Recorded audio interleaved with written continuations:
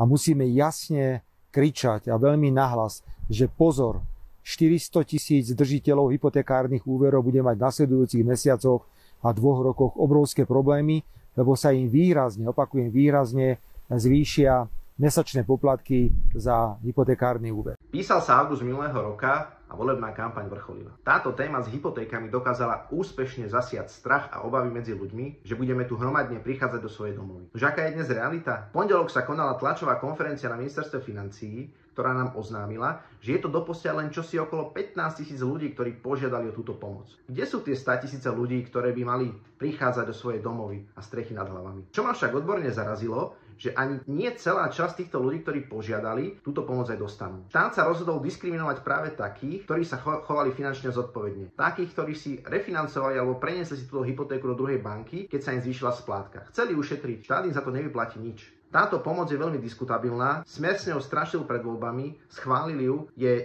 populistická a nefunkčná.